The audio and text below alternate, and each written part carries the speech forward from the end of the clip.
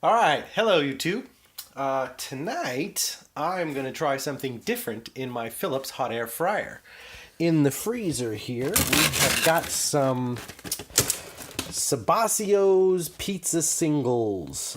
These are from Costco, along with a lot of the other frozen stuff that I have purchased more recently. And they come in cheese, and somewhere down in here probably pepperoni. Okay, there's pepperoni. So what I'm going to do is I am going to attempt to cook one of these in the Philips hot air fryer. This is going to be interesting. So stay tuned. Let's see what happens. Okay, here we are with the Philips air fryer. Now, if you look on the package, you can see that it says to cook them or preheat the regular oven at, I think, 400 degrees. Now, I've seen other videos on YouTube say that they used 300 or something like that, or I think one guy who made them raw was using 360.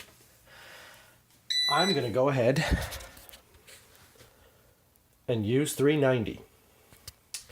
So the reason for this is it's a pretty thin pizza, but it's about the same size as Red Baron's and everything else.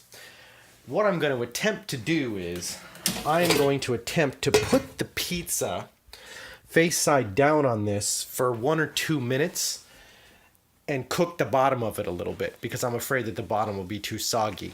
Then after 2 minutes, maybe 3 at the most, I'm going to flop it.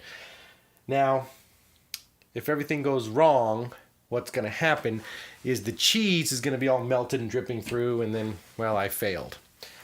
If it works, maybe only a little cheese sticks and I can pull it off. Now, the other option I would have, and this I might do, is to wrap the top of the pizza in foil.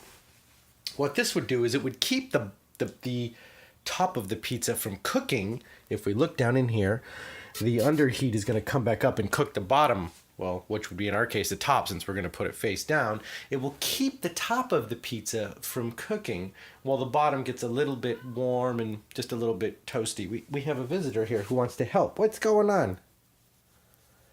You want pizza too? Yes, he wants pizza too. So what I'm going to do is I'm going to get a piece of foil and just lightly wrap the very top of the pizza to keep some of that heat from hitting the cheese and possibly to keep it from dripping down in. Then I'll flip it over, remove the foil, and let it finish its job. So let's go ahead and get started by wrapping a little foil on that pizza. Now, because foil comes off in a long sheet, I simply ripped it to roughly the width, just a little bit more than the pizza. So what I'm going to simply do is fold it in half. Hard to do with just one hand here, but I will try to manage. And then what I will do is when I unwrap the pizza, I will put it face down and wrap the corners up a little bit, but not over the crust. You'll see in just a minute. Let me go ahead and do that, because with one hand that's really hard to do. While that's doing that, I'm going to go ahead and preheat this bad boy for 390 degrees.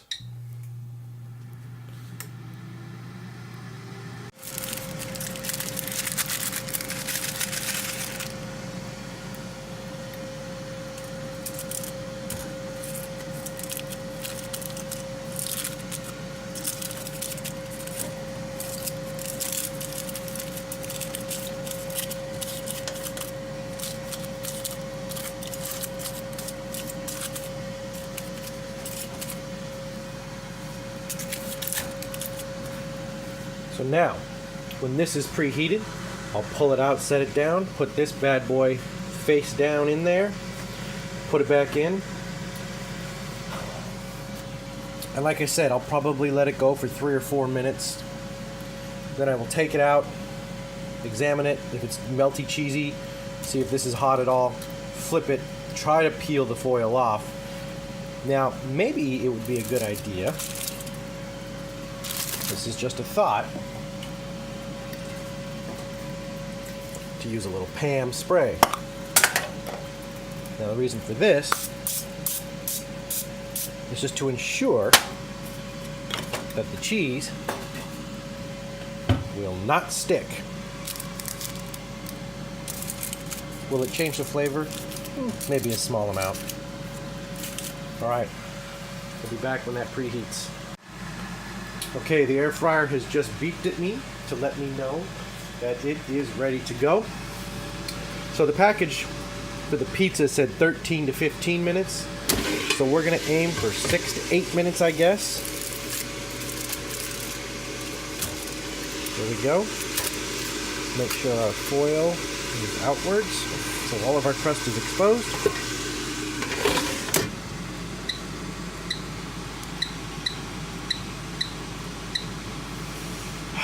I guess I'll shoot for 8 and watch it like a hawk. I'm going to pull that bad boy out in about 2 or 3 minutes, and we're going to see if that crust is looking pretty good. And then if we need to flip it, we'll be right back. Okay, this just ticked to 6 minutes, so I'm going to pull it out and take a look.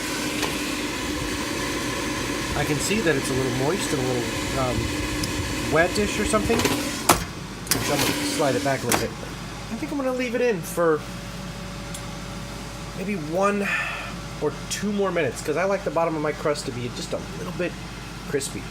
So we'll be back. All right, we've just hit 4 minutes. Let's take it out, take a look at it.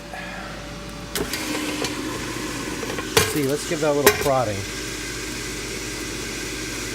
That's actually feeling pretty good. So I'm going to set this down right here real quickly, because I don't want to burn myself, and I need 2 hands to do this. Counter. Pick this up, and then I'm going to flip it. Now, as you can see, the foil has stuck. So, not the best idea in the world. I guess I didn't put enough ham on. Although, to be fair, most of it is coming off. It's just specific little pieces, and it's almost like the crust is what stuck the most. Okay, so I'm just going to go ahead and hand pick this stuff off and just put it back on top of my pizza here. I won't make you watch and wait, but I'm going to get these last 3 pieces, put them on, and stick it back in, and I might up that for another minute or 2. We'll be back. Okay, like I said, I bumped it up a minute or 2 extra. You saw we're at the 2-minute mark, so let's go ahead and pull it out and see if it looks good or bad. Oh, okay. Well, we're done. I didn't quite burn it, but it's a little overdone more than I'd like. Luckily, it's pretty loose. Now, getting it out of there could be a chore. Let's get a little tiny plate here.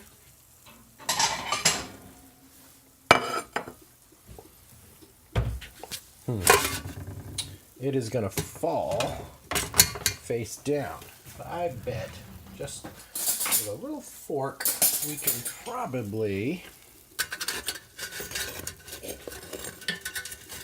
pick this up. Well, it's a little hard with one hand. Let me just say that. It's a little hard with one hand. Now, I will notice that the top edges of the crust are a little more done than... Ooh, that's hot. Okay.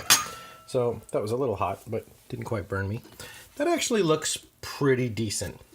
I probably could have pulled it a minute sooner, but I don't think I burned it. It's hot, but the bottom of the crust is crispy, as I like. Now, I'm not going to bite into that for at least 2 or 3 minutes, because otherwise the cheese will flap off, go around my chin, burn the hell, 3rd-degree burns, all of that, and then I'll be hating life. So I'm just going to let that cool for a little bit, and then I will tell you my thoughts on it. But now you've seen that you can take these small-sized pizzas, and you can at least take some foil, spray it with some ham, maybe use a little bit more, put it face down, and then cook the bottom if you want to get a little bit more of a done crust on there. Now, the other question is, what would happen if I just put it in face up the whole time and didn't use the foil or do anything like that? Might have turned out fine. This is the first time I've attempted it, and I wanted to do this to ensure a nice crispy crust. So next time, I'm going to cook it just face up for 6 to 8 minutes and see what happens. All right, let me let this cool, and then I will come back for a summary.